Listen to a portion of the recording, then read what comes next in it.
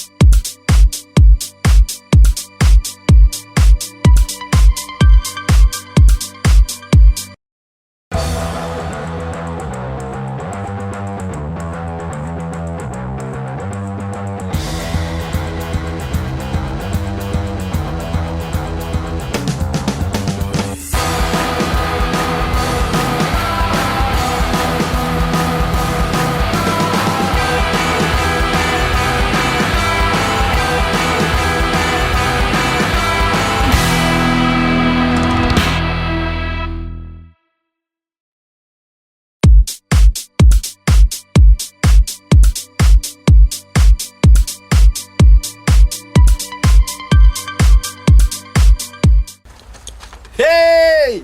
Présentation du SIG 550. SIG 551. Non, ça c'est 552 et ça c'est le 551. A tout de suite sur le pas de tir. Alors voici les tests donc des produits, en fin de compte des derniers donc SIG. Alors on a retrouvé donc la version SIG 552, hop, la version 552, hop, la crosse rabattable, hop, ouch. Ensuite, bien sûr donc son chargeur ICAP, 200 billes, levier d'armement toujours, hop, ici pour le réglage du hop-up, donc là vous avez la petite trappe, garde-main avant, et c'est les versions blowback, hein, donc culasse mobile, voilà, pas de sensation de recul, mais en tout cas c'est sympathique, on a un petit bruit de détonation, on a un bruit de cling cling cling cling cling cling, voilà, ça c'est la version 552. Ensuite, la version 551, donc version un peu plus longue, toujours même principe, semble que je me coince les doigts, voilà. Toujours cross rabattable. Ensuite, possibilité donc encore avec le chargeur ICAP. Ici pour le petit réglage du hop-up, on arme la culasse. Il faut savoir qu'il est notamment blowback celui-ci.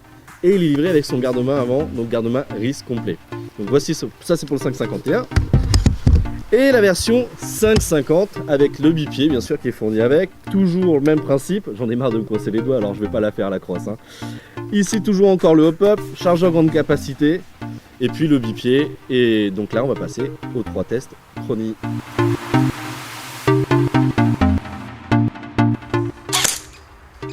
« 387, 389, 385, 387,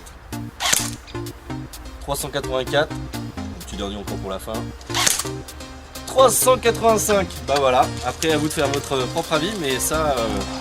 c'est quand même un fusil d'assaut, donc pour jouer en bâtiment ou en extérieur, 350 fps max, avec une tolérance des fois pour certaines associations de 10%.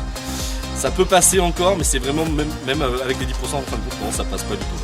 Donc add-on gradé, mais sympa. 361, 362, 360, 360, 360 et 359.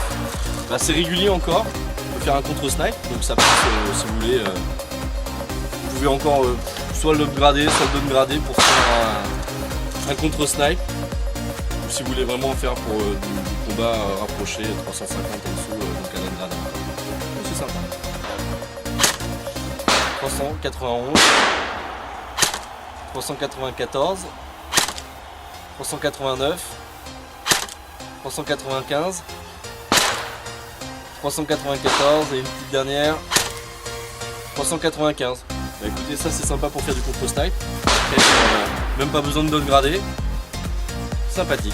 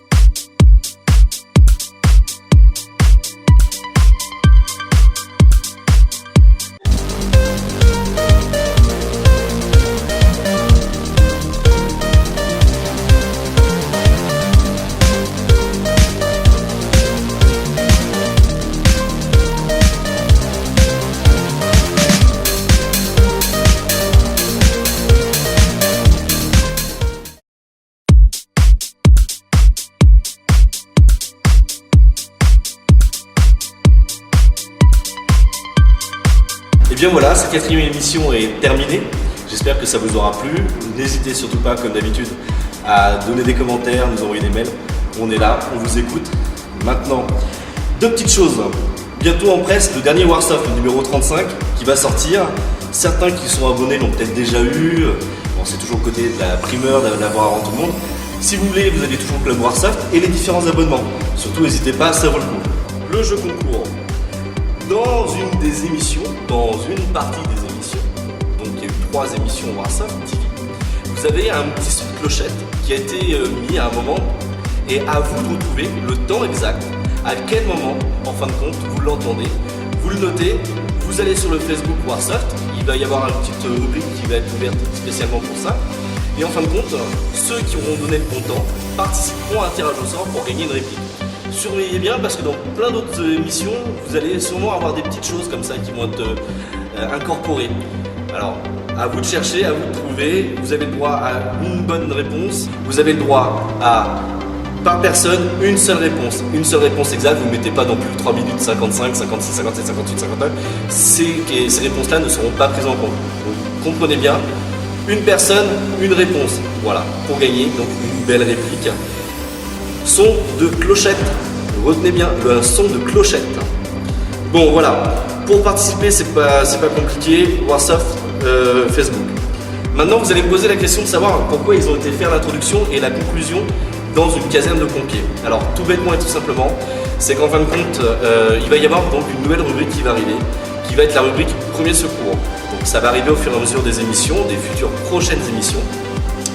J'estime et on a estimé l'ensemble du groupe Warsoft qu'il pouvait, et on ne vous le souhaite pas, parfois arriver des petits pépins sur des terrains, mais aussi dans la vie civile. Et c'est pour ça j'essaye d'insister sur le fait qu'en fin de compte ce sont des gestes qui vont se rapprocher du brevet de secourisme. Ce ne sera jamais des gestes compliqués. Ces gestes vont être encadrés par des professionnels, donc habilités à former des gens pour le brevet de secourisme. Et en fin de compte c'est pour ça qu'on est aujourd'hui ici. Je tenais à remercier donc, pour ce lieu de tournage donc, le capitaine Morino qui a accepté donc, que nous tournions l'introduction et la conclusion donc, de la Warsoft TV et qui, avec le service communication donc, des pompiers d'Orléans, a accepté qu'on fasse donc, cette nouvelle rubrique qui j'espère vous plaira et qui sera à mon humble avis très intéressante parce que ça peut nous servir tous les jours dans la vie civile comme dans nos loisirs. Et si dans le cas échéant ça vous crée des vocations, surtout n'hésitez pas à vous rapprocher des casernes les plus proches de chez vous. Pourquoi pas passer justement ce fameux brevet de secourisme et pourquoi pas faire du volontariat. Voilà. En tout cas, merci beaucoup à eux et au capitaine Morino. Ciao!